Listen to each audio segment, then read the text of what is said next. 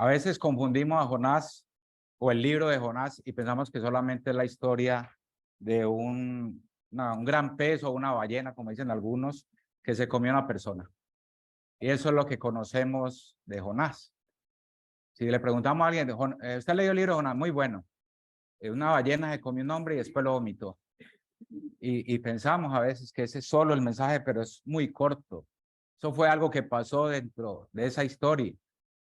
Pero el protagonista de toda la palabra es nuestro Dios, nuestro Señor.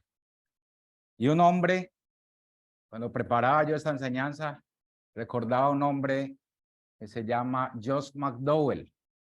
Este hombre era un ateo y atacó el cristianismo de una forma vehemente. En la universidad, cuando él estudiaba, se reunía un grupo de cristianos y él los confrontaba y les dice, voy a acabar con esa fantasía del cristianismo. Voy a acabar con eso que ustedes creen, porque eso es una fantasía. Eso es algo de por allá de la imaginación. Y se levanta uno de los estudiantes y le dice, si quieres acabar con el cristianismo, solo demuestra que Jesús no resucitó. Y si Cristo no resucitó, se acaba el cristianismo. Este hombre se va para las mejores universidades, era bien inteligente, se iba para las mejores universidades, bibliotecas, a documentarse de la resurrección. Y es uno de los grandes apologistas hoy, tiene 83 años, donde debate contra ateos. Este hombre se convirtió y es un hombre que comparte el evangelio en universidades a jóvenes, ateos, escépticos, agnósticos. Tiene dos grandes libros que recomiendo, Evidencias que exige un veredicto y Más que un carpintero. Y cuando hacía yo esta enseñanza, cuando la estudiaba, me acordaba yo de la anécdota de Josh McDowell porque vi la película, la biografía, y siempre me ha llamado la atención la historia de él. Y vemos que a Jonás se le llama un antiprofeta, porque tenía una labor y no la hizo. Entonces, al principio se le llama que era un antiprofeta. Y de Jonás debemos comprender algo de la persona de Jonás. Algunos dicen, no, eso es un personaje como mitológico. La historia de Jonás es muy fantasiosa, como para ser cierta. ¿Cómo así que un hombre lo traga una ballena y lo vomita y después de la cabeza, pues Dios crea una planta que le cura el sol y después Dios manda un gusano que se coma la planta? Entonces ven eso muy fantasioso, como una fábula. La crítica liberal dice eso, los agnósticos dicen eso, aún muchos creyentes dicen, es muy fantasioso, eso debe ser algo simbólico. Pero si uno va a Segunda de Reyes, vamos a Segunda de Reyes, por favor, hermanos. El capítulo 14, versículo 25. Segunda de Reyes 14, 25. Dice,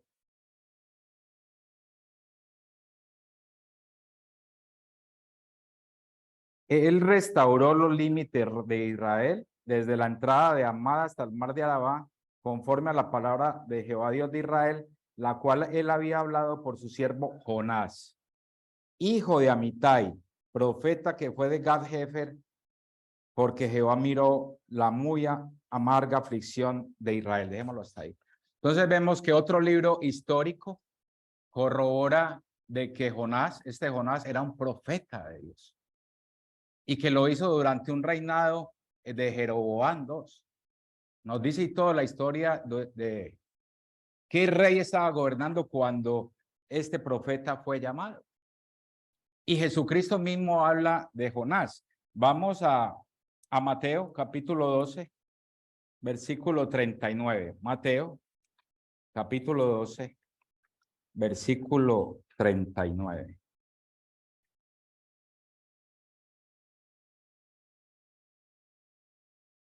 Él respondió y les dijo, la generación mala y adúltera demanda señal, pero señal no le será dada sino la señal del profeta Jonás. Entonces no es un mito, no es una fábula, era un profeta. Jesucristo mismo está diciendo que lo que está escrito en el libro de Jonás es cierto. La historicidad de Jonás es cierta, es real. Y Lucas también lo menciona. Vamos ahí mismo en los evangelios en Lucas 11, 29. Ahí en Lucas capítulo 11. 11:29. Hermanos, segundo. Me pasé. 11:29. Y apiñándose multitudes comenzó a decir, esta generación es mala, demanda señal, pero señal no le será sino la señal de Jonás. Entonces vemos a Cristo dándole veracidad de quién era Jonás. Vemos otro libro del Antiguo Testamento, ahí el primer libro, el segundo libro de Reyes, que acabamos de leer, que también dice que dice de quién era hijo de Amitai. Entonces dice quién era el padre, dónde fue, de dónde era, cuál era su ministerio. Entonces debemos saber que este hombre de verdad era un profeta de Dios, para contrarrestar esa falsa idea de que era un personaje mitológico. Aparece otra vez también el nombre Jonás en Mateo 16:17, pero no debemos confundirnos. Ahí en Mateo 16:17 es el padre del apóstol Pedro, porque Jesús le dice, hijo, quiero lo leemos para que alguien no diga, ¿cómo así? Cuando veo esas caras como así, yo digo, no, vamos al texto. Mateo 16:17. Sí, uno mira y la gente como que mira al aire y digo, no, es mejor ir al texto. Vamos a estar ahí. Mateo capítulo 16, versículo 17. Entonces le respondió Jesús, bienaventurado eres Simón, hijo de Jonás. Ahí aparece el nombre Jonás, pero este sí no es el profeta. Es el padre del apóstol Pedro. Y a este libro se le conoce como uno de los libros de los profetas menores. Y debemos saber que hay 12 hijos que son menores, se le llaman los profetas menores, y 4 que son mayores. Pero no es porque eran menores de edad o eran menores en rango, era por la extensión de los libros. Se dividieron así, profetas mayores porque eran muy extensos y profetas menores porque tenían máximo 14 capítulos. Entonces, por eso es que se le llama profetas menores. No era en cuanto a rangos o que Isaías era mayor que Oseas, no. Y vemos que el libro está dividido en 2 partes. Así debemos ver el libro de Jonás, está dividido en 2 partes. El capítulo 1 y 2 nos habla de que Dios le da un mandato a este profeta Jonás y no obedece. Y el capítulo 3 y 4, Dios le da el mismo mandato, pero esta vez obedece. Así debemos ver el libro, para tener una idea de qué es lo que vamos a encontrar cuando lo estudiamos. Y el libro está muy bien redactado, literariamente muy bien ordenado. El mismo Jonás fue el que lo escribió. Y cuando uno empieza a observar el libro, uno dice, pero acá comienza así y acá también. Por ejemplo, vamos a mirar ahí, vamos ahora sí al libro de Jonás. Vamos al libro de Jonás, que es el que nos compete hoy. Y este estudio se llama El Evangelio de Jonás. Así se llama este estudio. El Evangelio de Jonás. Y alguien dirá, pero solo son los 4, Mateo, Marco, Lucas y Juan. Pero así se llama esta serie. Y nos llama la atención eso, ¿cierto? Nos llama bastante la atención. Y vemos que está muy bien ordenado este libro cuando dice en el versículo 1, el capítulo 1, vino palabra de Jehová a Jonás, hijo de Amitai, diciendo. Así comienza este libro. Y si pasamos al 3:1, en esa división, en el 3:1 dice lo mismo. Vino palabra de Jehová. Por ahí lo que cambia es por segunda vez. Por segunda vez a Jonás diciendo. Entonces vemos que en el 1 comienza diciendo, vino palabra de Jehová a Jonás y le dice. En el 3:1 dice, vino palabra de Jehová a Jonás y le dice. Y en el 1:2, ahí mismo Jonás en 1:2, dice, levántate y ve a Nínive, aquella gran ciudad, y pregona contra ella porque ha subido su maldad delante de mí. Vamos ahí al 3:2. Vamos al 3:2. Levántate y ve a Nínive, aquella gran ciudad, y proclama en ella el mensaje que yo te diré. Entonces vemos que en el 1 es la palabra de Dios a Jonás, que viene a Jonás. En el 2, el mensaje que ha de transmitirse. ¿Y dónde? Y vamos a ver en el 3. En el 1:3. Y Jonás se levantó para huir de la presencia de Jehová a Tarsis y descendió a Jope y halló una nave que partía para Tarsis. Y pagando su pasaje entró en ella para irse con ellos a Tarsis lejos de la presencia de Jehová. Entonces vemos, y en el 3:3, mire como dice el 3:3, y se levantó Jonás, dice lo mismo. Lo que pasa es que en el 1:1 se levantó para huir, y en el 3:3 se levantó conforme a la palabra de Jehová. Entonces, muy bien ordenado el libro, literariamente muy organizado. Y hemos escuchado muchas aplicaciones de este libro, ¿cierto? Cada que uno busca o va a escuchar de Jonás, y hay muchas aplicaciones a nuestra vida, pero el mensaje, la interpretación solo es uno. Y es quién es Dios, cómo es Él. Y cuando entendemos quién es Dios y cómo es Él, pues sabemos cómo Él obra. Entenderemos cómo Él obra. ¿Y cómo obra Él? Lo acabamos de cantar, lo acabamos de en la escuela dominical. Él obra soberanamente. Él obra soberanamente. Entonces vamos a leer los primeros 4 versículos nuevamente del libro de Jonás para entrar. Vamos a leer Jonás capítulo 1, versículo 1 al 4. Vino palabra de Jehová a Jonás, hijo de Amitai, diciendo: levántate y ve a Nínive, aquella gran ciudad, y pregona contra ella, porque ha subido su maldad delante de mí. Y Jonás se levantó para huir de la presencia de Jehová a Tarsis, y descendió a Jope, y halló una nave que partía para Tarsis, y pagando su pasaje entró en ella para irse con ellos a Tarsis, lejos de la presencia de Jehová. Pero Jehová hizo levantar un gran viento en el mar, y hubo en el mar una tempestad tan grande que se pensó que se partiría la nave. Vamos a orar para que podamos pedirle al Señor que nos dé sabiduría y entendimiento. Oramos. Señor eterno, Padre bueno, queremos en esta mañana glorificarte, Señor, que eso es lo que hemos aprendido de ti, de tu Hijo Cristo, que todo lo hizo para tu gloria, para que tú seas exaltado y honrado conforme al plan tuyo de salvación, Señor. Con la obra de tu Hijo Cristo nos has salvado, nos has dado vida eterna, Señor. Y por eso hoy te pedimos, Señor, que nos ayudes con tu palabra, Señor. Que nos instruyas, nos corrijas, Señor, nos enseñes a fin de que seamos maduros y enteramente preparados para toda obra, Señor. Que sea tu Espíritu Santo, Señor, dirigiéndonos, bendice nuestra mente y que con ella podamos también exaltarte y poner en práctica esta palabra. En el nombre de Cristo Jesús oramos y por medio de tu Espíritu Santo. Amén, Señor. Amén.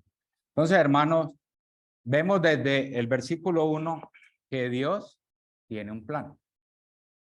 Eso es lo que dice el versículo 1. Podemos entender eso. Vino palabra de Jehová a Jonás, hijo de Amitai, diciendo, o sea, ya hay un plan de Dios. Ya Él tiene un plan. Y el hermano Omar decía acerca de esa soberanía, que Dios tiene un plan y después, ¿qué? Lo ejecuta. Aquí va a decirle a Jonás cuál es su plan. Jonás va a escuchar del mismo Dios el plan que Dios tiene. ¿Y qué plan tiene Dios? Y le dice en el versículo 2, levántate y ve a Nínive. Ahí está, ¿qué? Una comisión. Dios le está dando una comisión a Jonás de ir a un lugar. ¿Y qué iba a ir a hacer a ese lugar? Pregona contra ella porque ha subido su maldad delante de mí. Ya había un plan y en este momento inicia ese plan.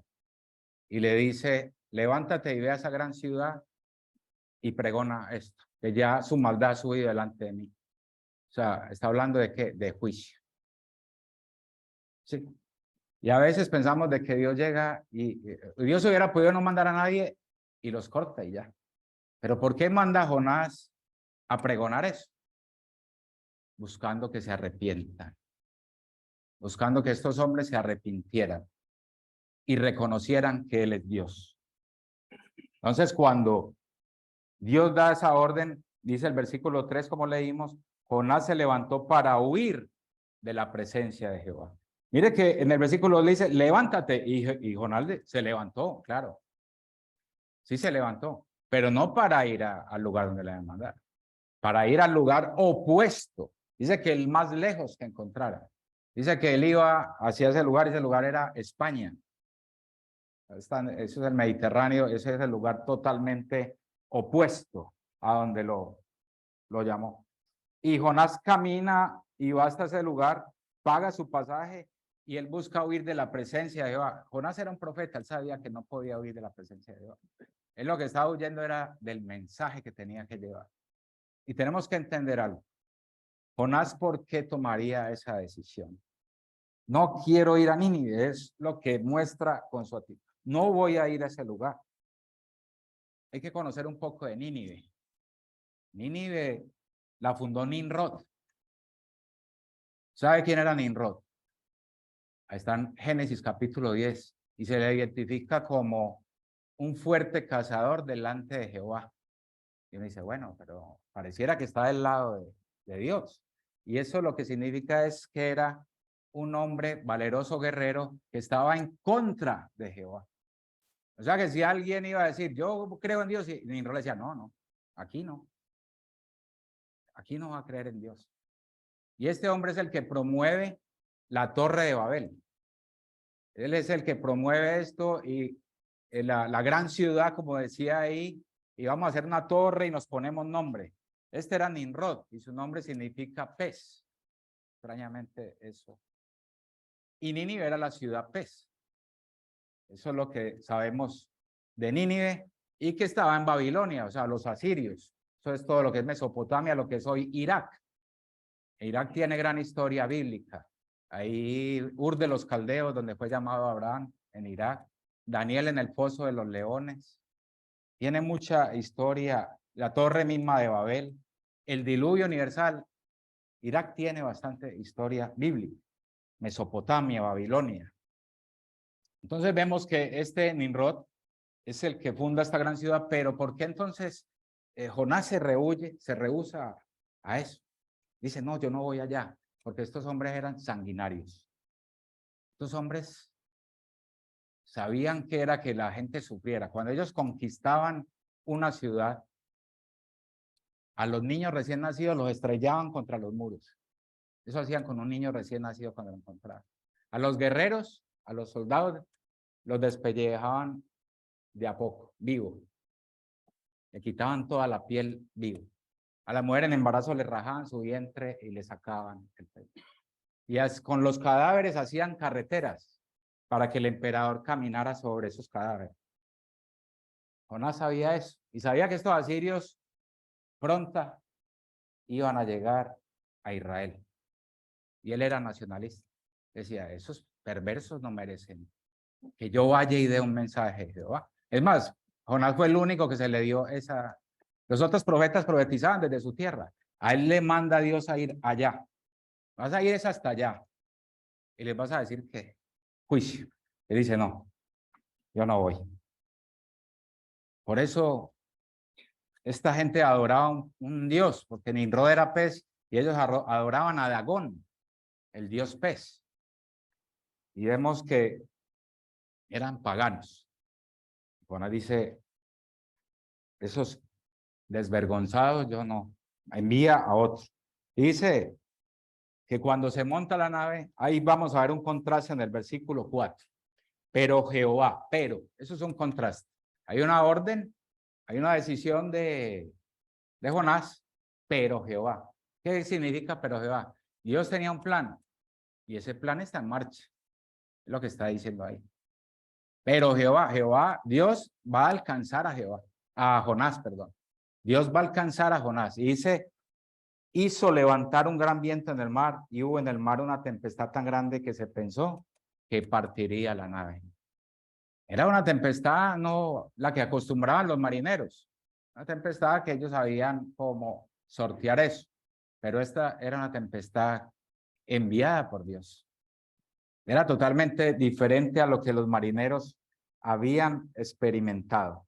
Entonces los marineros, al ver que esta tempestad no era normal, dice, tuvieron miedo. Ellos entendieron, esta tempestad no es de las que nos ha tocado sortear. Y por eso les dio miedo y cada uno clamaba a su Dios. Eran también paganos. Clamaban a su Dios y echaron en el mar los enseres. Dijeron, bueno, aquí la solución es, para que esto no se hunda, echemos las cosas en el mar. y quitémosle peso a la nave. Y así no nos vamos a hundir a causa de esa tempestad que había para descargarla, pero Jonás había bajado al interior de la nave y se había echado a dormir. Entonces vemos a ellos, a estos hombres trabajando por salvar su vida, pero Jonás, no, yo voy a dormir. Baja y se acuesta a dormir en medio de una tempestad. Y recuerdan que Jesucristo en el Nuevo Testamento hubo una gran tempestad y todos clamaban, nos vamos a morir. Y el Señor estaba dormido. Y Jonás se cree que estaba dormido era por el cansancio que él tenía, porque llegar a ese lugar donde cogió, donde tomó la embarcación, era bastante lejos. Dice, ya estaba rendido Jonás, pero lo podemos ver, muchos eruditos lo ven como esa tipología con el relato de Jesús cuando dormía también en la nave, en la embarcación, en medio de una tormenta. Y dice en el versículo 6, y el patrón de la nave se le acercó y le dijo, ¿qué tienes, dormilón? Levántate y clama a tu Dios, quizá él tendrá compasión de nosotros y no pereceremos. Yo quise titular esto, la señal, levántate, dormilón, y esa parte de levántate, dormilón viene de acá. Se le acerca a este hombre, ve a un hombre dormido, todos, dice, ¿qué tienes? Levántate, dormilón, y clama a tu Dios para que nos salvemos. Jonás, ¿qué diría? Pero yo quiero dormir, descansar. Yo, déjenme descansar. Y viene en el versículo 7, dijeron cada uno a su compañero, venid y echemos suerte para que sepamos por causa de quién nos ha venido este mal. Y echaron suertes y la suerte cayó sobre Jonás. Esto de la suerte no debemos confundirnos. Ay, entonces la suerte sí es de Dios, voy a ir a comprar el baloto o algo así. No, ahí lo que está diciendo, eso era una práctica que se hacía en el Antiguo Testamento, en el que Dios permitía. Y la connotación de esa palabra echaron suerte es que Dios decida. Es lo que significa echaron suerte. No está hablando de numerología o de algo así. Y en el Nuevo Testamento también se usa solamente 2 veces la palabra suerte, 2 veces solamente. Pero es que soberanamente Dios permite que lo que hayan hecho estos hombres, se cree que era con madera, con piedras, hacían algo y a quien apuntara a eso era el culpable de lo que estaba pasando. Y todo cayó a Jonás. Dios en su providencia dijo, es él. Y él dice, es usted. Así. Sí. Entonces le dijeron ellos, declara, o sea, es usted.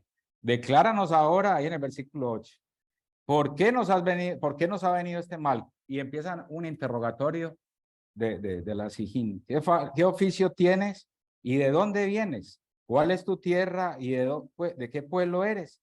Y mire la respuesta de Jonás. Soy hebreo y temo a Jehová, Dios de los cielos. O sea, que hizo el mar y la tierra. Él recalca esto porque estos hombres creían solo en dioses que oraban en la tierra. Y Jonás recalca, no, el que yo creo es el único Dios verdadero, al que yo temo. Y él fue el que hizo los cielos y la tierra, es el único Dios que existe. Es el mensaje que Jonás les está dando ahí. Cuando él dice esto, aquellos hombres que temieron sobremanera, se encontraban delante de Dios, del único Dios. Temieron sobremanera. Y le dijeron, ¿por qué has hecho esto? Porque ellos sabían que huía de la presencia de Jehová, pues él se lo había declarado. Él les contó la historia. A mí me mandaron a un lugar y yo voy para el lado opuesto porque yo no quiero que esa gente reciba el mensaje de Dios. Ellos entendían y dicen, pero ¿por qué nos has hecho esto? Ellos ya entendían qué estaba pasando. El versículo 11 dice, y le dijeron, ¿qué haremos contigo para que el mar se nos aquiete? Bueno, usted que es el que teme a ese único Dios verdadero. Entonces, ¿qué debemos hacer? Porque nos vamos a morir.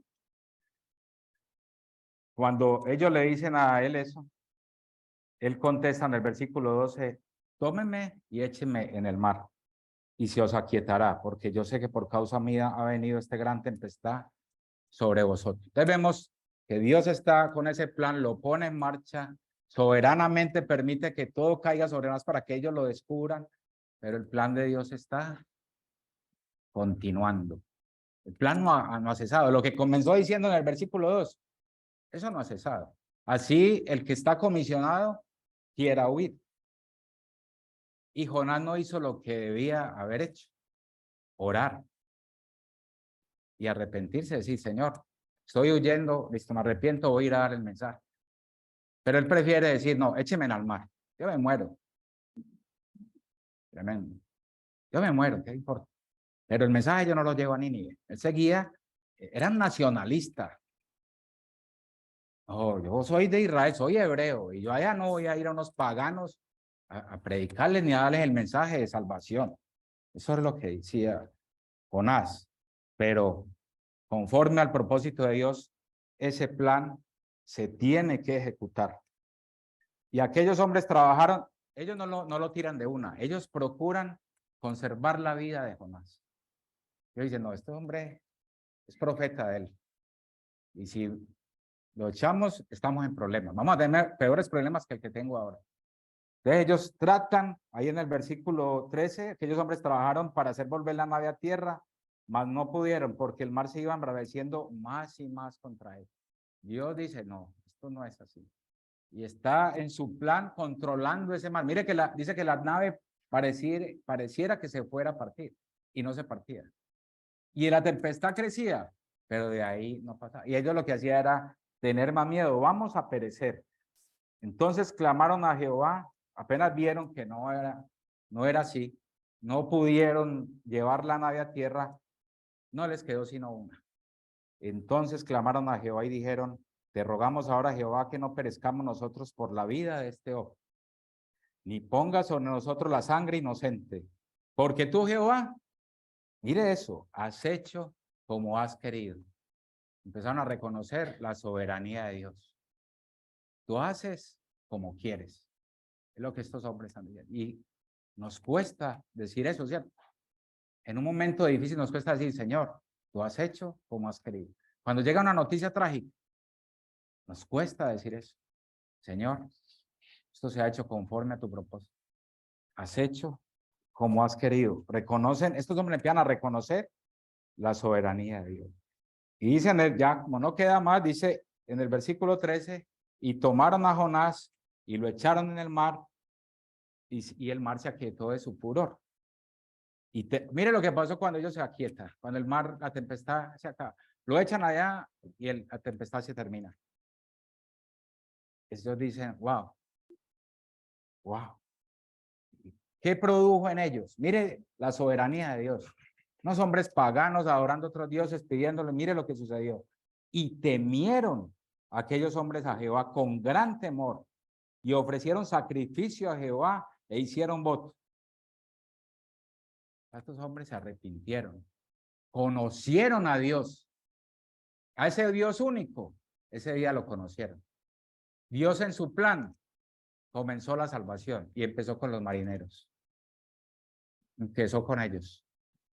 No sabemos cuántos son, pero ese día ellos conocieron a Dios. Me conocieron que solamente hay un Dios único y verdadero y que no hay otro como él y que es soberano.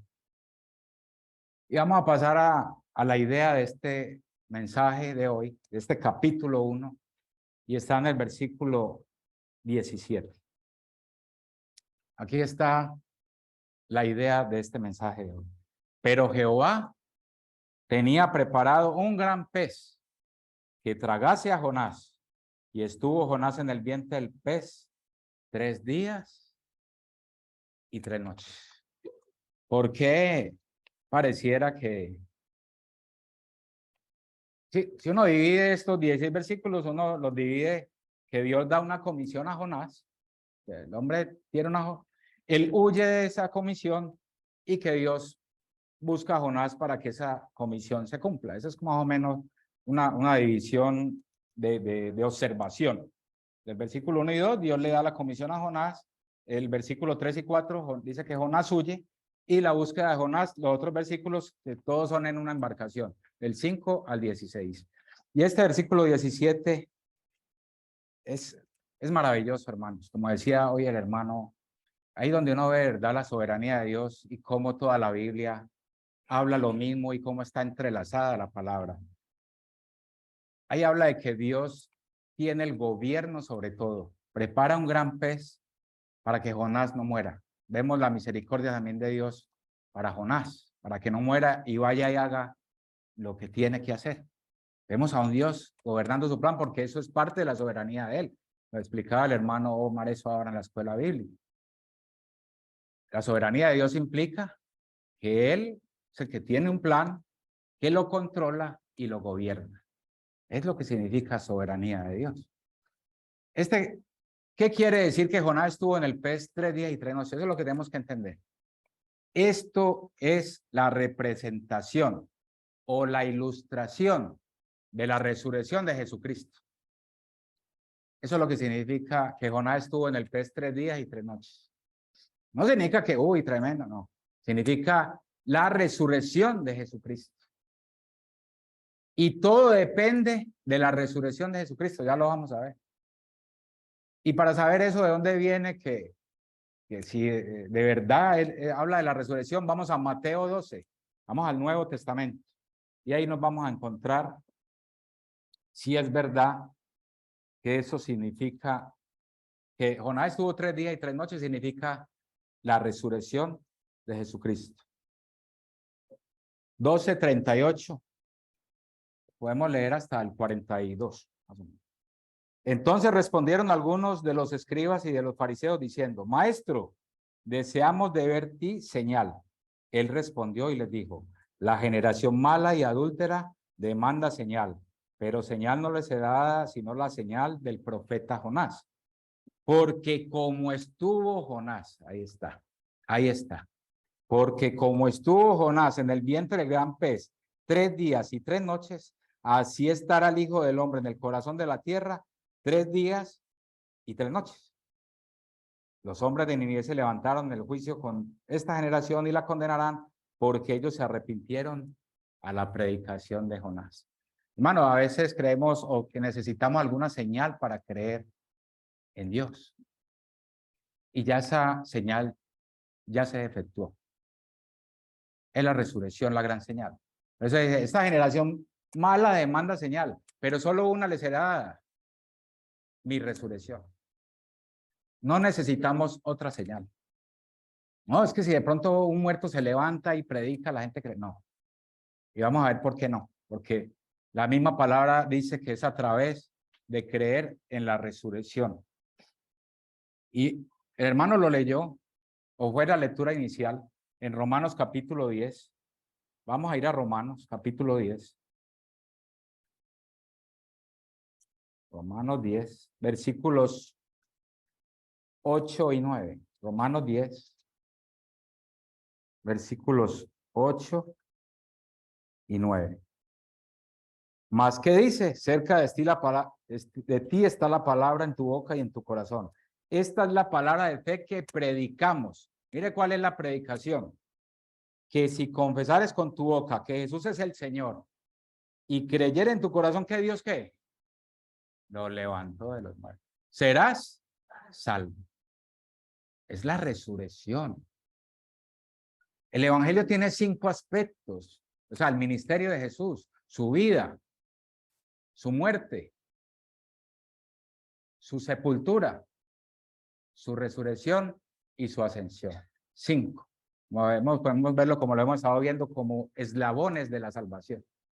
Y el ancla, esa ancla, una de ellas es la resurrección. Es donde está, algunos eruditos dicen que es el corazón. La resurrección es el corazón del cristianismo. Si no hay resurrección, no hay corazón. Está muerto el cristianismo. Y Pablo lo manifiesta de una manera muy fuerte, porque nosotros reconocemos la resurrección de Cristo, pero primero nos tiene que ser, como decía el hermano, sido anunciado el evangelio en nuestra vida. Y eso está en Primera de Corintios, ahí Pablo lo va a explicar. Primera de Corintios, capítulo 1, versículo 21. Vamos a Primera de Corintios. Primera de Corintios, capítulo 1, versículo 21.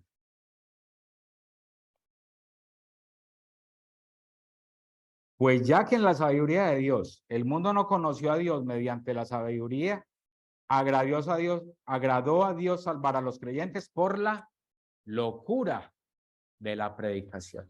Es a través de la predicación. No es a través de señales, porque en la predicación ya está incluida la resurrección. Ya está la gran señal. Es a través de la, y dice locura de la predicación. Esa palabra locura habla como de ignorante. La idea de Pablo es decir, de esa ignorante predicación, de algo que parece absurdo. Hay una traducción que así lo... Por eso que parece absurdo, así la gente le ve la predicación de la palabra. Esto es como absurdo. Esto es para ignorantes, para insensatos. Y Pablo, esta traducción lo dice de una manera que también significa eso, locura de la predicación. Como que yo escucho el evangelio, acepto a Cristo y me salvé. Sí, así es. Así es. No existe otra señal que necesitamos. Y el instrumento a Dios le agrada en su sabiduría que sea mediante la predicación, no mediante, ay, soñé. Yo soñé que una señora pasó en bicicleta con camisa de cuadros. No, esas señales no dicen nada. Es la predicación de la palabra la que trae salvación y la que hace que podamos glorificar a Dios. Entonces, hermanos, si quitamos la resurrección de Jesucristo, o uno dice, yo creo que Él murió por mí, pero de pronto me quedo así, resucitó, porque por ahí vi National Geographic y dice que encontraron los restos de Jesús con María Magdalena ahí en una tumba. Eso lo da mucho en Semana Santa. Esos documentales. No podemos dudar de la resurrección. La resurrección es bíblica y es verdad. No podemos dudar de ella. Y esa lo aceptamos por fe. Y esa fe, el Espíritu Santo todos los días nos ayuda a que creamos en la resurrección. Y cuando uno va ahí mismo al gran pasaje de la resurrección, está ahí mismo en Primera de Corintios, pero es en el capítulo 15. Ese es el gran pasaje de la resurrección que Pablo da. Pablo a los Corintios les da una clase de resurrección. Listo, hoy vamos a estudiar resurrección. Y no creo que ellos se quedaran dormidos porque es un gran tema. Y vamos a verlo en el versículo 12 al 20. ¿Qué pasa si no hay resurrección? ¿Qué pasaría? Pablo lo va a explicar. Pero si se predica de Cristo que resucitó de los muertos, ¿cómo dicen algunos entre vosotros que no hay resurrección de muertos? Porque si no hay resurrección de muertos, tampoco Cristo resucitó. Y si Cristo no resucitó, vanas entonces nuestra predicación. Y vanas también vuestra fe. Y mire lo que dice, y somos hallados falsos testigos de Dios, porque hemos testificado de Dios que Él resucitó a Cristo, el cual no resucitó. O sea, si yo estoy predicando que Cristo no resucitó, pero que Él resucitó, y Él no resucitó, yo soy un falso testigo. Lo que está diciendo Pablo ahí. Si en verdad los muertos no resucitan, porque si los muertos no resucitan, tampoco Cristo resucitó. Y si Cristo no resucitó, vuestra fe es vana, vuelve y lo dice, aún estáis en vuestros pecados. Entonces también los que durmieron en Cristo perecieron. Si en esta vida solamente esperamos en Cristo, somos los más dignos de conmiseración de todos los hombres. Lo que dice Pablo ahí, si no hay resurrección, somos miserables. Miserables porque nos estamos perdiendo todas estas riquezas o gustos que el sistema del mundo ofrece. Nos estamos perdiendo de eso, si no hay resurrección. Pero como hay resurrección, no nos estamos perdiendo de nada. No nos estamos perdiendo de nada. Pero si no hay resurrección o alguno dice que no hay, pues su fe es vana y es un miserable, porque se está perdiendo los deleites de este mundo. Y aquí estuviéramos hablándole al aire, porque dice que aún la predicación sería vana, no sirve para nada, no puede salvar a nadie. Si no hay resurrección, ¿para qué predicamos? Pero predicamos porque la resurrección es cierta, es verdad. Y debemos abrazarla. Y debemos amarla. Y si meditamos en la resurrección de Jesucristo. Si meditamos en ella. Deberíamos, la palabra nos invita a meditar en ella porque ella representa algo maravilloso. Representa que las palabras de Cristo y su ministerio son ciertos. Representa su deidad, porque Él dijo, yo soy la resurrección y la vida. en la resurrección de Lázaro. Si hubieras estado aquí, él no hubiera perecido. No, él va a vivir. Él va a resucitar. Sí, que sé que resucitará en el tiempo posterior. Yo soy la resurrección y la vida. Cuando creemos en la resurrección, ese yo soy de Cristo se cumple. Es veraz. Y también podemos decir de que entonces, si no hay resurrección o no hubo resurrección, pues no fuimos justificados. Estamos perdidos. Si alguien piensa de que no hay resurrección, está condenado a una muerte eterna. Eso es lo que significa resurrección. No creer en ella, no abrazarla, es saber que hay una condena eterna y que va para allá, y que es fijo que va para allá. Pero abrazar la resurrección, como lo leímos ahí en Romanos, si crees que Dios lo levantó de los muertos, serás salvo. Y John Piper dice algo que me gustó ahí en Coalición del Evangelio, algo que leí de él. Y dice que la resurrección es la noticia más grande del mundo. Y él dice, la noticia más grande en todo el mundo es que Dios y sus hijos son más glorificados en ustedes cuando ustedes están satisfechos con ellos. Y para hacer esto verdad, Dios resucitó a su Hijo Jesús de entre los muertos para que reine eternamente. ¿Qué está diciendo John Piper ahí? Que el propósito de la resurrección es que todo hombre los glorifique. Y al glorificarlo a él, oiga, al glorificarlo a él, eso hace que estemos más satisfechos. O sea, nuestra vida empieza a tener sentido y propósito. Hombre, es que yo no he podido saber el propósito mío en la vida. Yo no he podido. El propósito es que los glorifiquemos, recordando que Dios levantó a Jesús entre los muertos. Eso, hermanos, es lo que dice Piper ahí. Une la resurrección con el propósito que es que nosotros glorifiquemos al Padre y exaltemos al Hijo. ¿Y eso qué hace? ¿Qué trae? Bueno, yo hago eso y ¿qué trae a mi vida? Pues que esté más satisfecho en esta vida. Que esté contento con lo que tengo. Que esté gozoso de que Dios me permita compartir su evangelio. Pero si no hay ese gozo en nosotros, a veces no estamos como satisfechos con el cristianismo, como que falta algo. Y es porque no meditamos mucho en la resurrección. ¿Y qué trae pensar en la resurrección? Que un día también resucitaré. Eso es lo que significa. Ya tengo una esperanza viva. Ya hay una esperanza viva para cada uno de los que abracen el evangelio. Aquellos que cuando se les predique el evangelio, conforme a la soberanía de Dios, lo acepten y acepten esos 5 principios de qué es el evangelio. El ministerio de Cristo. Vida, muerte, sepultura, resurrección, ascensión. Porque, es que Cristo murió por mí en la cruz, murió por mis pecados. ¿Y qué tal que no hubiera resucitado? No hubiera pasado nada. Hubiera sido un hombre más, hubiera sido un mentiroso. Porque él dijo que él era la resurrección y la vida. Y no hemos sido declarados entonces justos por Dios. Aún estamos en nuestros delitos y pecados. Y mire todo lo que trae la resurrección para meditar en nuestra vida. Y dice que la resurrección prueba la conclusión de que la salvación solo es de Dios. Hoy lo cantamos. La salvación solo es de Dios. Eso es lo que trae cuando yo creo en la resurrección, porque eso es lo que prueba la resurrección, de que solo la salvación es de Él.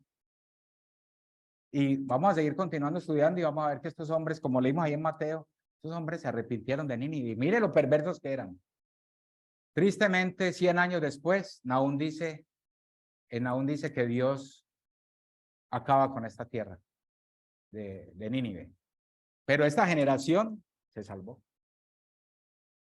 Entonces, entendamos, hermanos, de que la predicación es el instrumento por el cual, el único, no es por sabiduría humana, el único instrumento en la sabiduría de Dios es que por el instrumento de la predicación del evangelio, el hombre sea salvo. Si alguien llega, no, yo he estado haciendo esto para salvarme, estoy buscando a Dios. No, es mediante la predicación. Y como acabamos de ver acá en la noticia más grande del mundo, es que nuestra labor es recordar que Dios levantó a su Hijo Jesucristo de los muertos y glorificarlo para estar en este mundo satisfecho y hacer lo que me manda hacer, predicar su evangelio. Ay, no, pero me da miedo. Cuando usted glorifica a Dios, Dios hace lo que tiene, le ayuda en lo que le tiene que ayudar para que usted lleve su mensaje, su comisión. Así como Jonás fue llamado con una comisión, todos nosotros la tenemos. Mateo 28, 19. Lo hemos estado estudiando en la escuela dominical. Todos tenemos la comisión. Esa comisión no fue dada para los pastores, líderes, maestros, no, evangelistas, no, para todo creyente. Entonces, hermanos, vemos la historia de Jonás, que aquí el protagonista no es Jonás, es Dios, que tiene un plan, pone en marcha el plan y ejecuta el plan. Porque el plan se tiene que cumplir, porque como nos hablaba el hermano Omar, ese plan fue hecho de antemano. En la presencia de Dios fue planeado. Bien es la ejecución. Entonces vemos 5 puntos, que los quise dejar de último de esta gran idea. Y ahí están, se los voy a leer despacio. Somos todos comisionados a llevar el mensaje de salvación. Todos hemos sido comisionados a llevar el mensaje. Y eso es lo que estamos procurando, hermano, que toda la iglesia junta apuntemos a lo mismo. Por eso hemos estudio de Efesios, todos caminando dignamente, apuntando a lo mismo.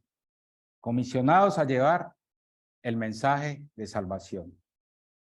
Lo otro que tenemos que ver es alcanzados por el mensaje de salvación. Si no queremos hacerlo, Dios empieza alcanzando como a Jonás hasta que ese plan se ejecute. Somos alcanzados por el mensaje de salvación para que lo proclamemos. El tercer punto, lo estoy dando todo ya integrado. Dios tiene el plan. ¿Y sabe cuál es el plan? Salvar al hombre. Ese es el plan de Dios, salvar al hombre. Porque Él no quiere que nadie se pierda. Por eso envió a su Hijo Cristo. Aunque Él es soberano y sabe quién es de antemano, pero el Evangelio está para todos. Está abierto para todos los hombres. Y el plan de Dios es salvar al hombre para que éste lo glorifique y exalte al Salvador, a Jesucristo. El cuarto punto es que el Evangelio es el único instrumento para que el hombre crea en el Evangelio y sea salvado. Ahora ya no necesitamos más señales, sueños, visiones, que alguien me ponga la mano, me dé una profecía en el oído y ponerme a llorar. Es la predicación del Evangelio, el único instrumento que Dios nos dejó. La locura de la predicación. Eso que parece absurdo, ¿no? Eso es como para ignorantes, para necios. No, es la sabiduría de Dios. Para el que no quiere aceptar, para él es necedad. Pero para los hijos, es poder de Dios para salvación del Evangelio. Y el quinto dice, la única señal necesaria para ser salvo es creer en la resurrección de Jesús entre los muertos. No dice que la predicación solamente llega hasta que Jesús murió por mis pecados. Dice que es que Cristo resucitó. Porque esa es mi esperanza, que cuando muera voy a resucitar juntamente con Él. Porque si esa esperanza no está, entonces, ¿de qué sirve el cristianismo? Y eso me debe ayudar a mí a caminar erguido en este mundo, no con orgullo o soberbia. Al andar erguido. Eso cuando habla de los acontecimientos postreros, dice Jesús que cuando vengan todas estas cosas, erguíos y levantados vuestras cabezas, porque el día de vuestra redención está cerca. Pero le tenemos miedo a la muerte. ¿Por qué le tenemos miedo a la muerte si hay resurrección? Y la resurrección ha causado miles de muertes. De la iglesia primitiva murieron miles de personas porque ellos decían, es que nosotros vimos a Cristo resucitado. No, niéguelo, no, yo lo vi. Yo lo vi. Con mis ojos yo lo vi resucitado. No le tenían miedo a morir. Pero ¿por qué hay tanto miedo en nuestra vida a la muerte? ¿Será porque creemos que no hay resurrección? Creemos que no vamos a resucitar. Por eso tenemos, no va a morir. Y hay pánico, hay crisis de pánico y de, no va a morir. Como Jonás, como se le dijo a Jonás en el barco, levantémonos de este sueño, levántate, dormilón. Estamos dormidos. Sí, venimos hasta la enseñanza y dormimos. Y dormimos. Aún en la misma enseñanza. De la predicación del evangelio.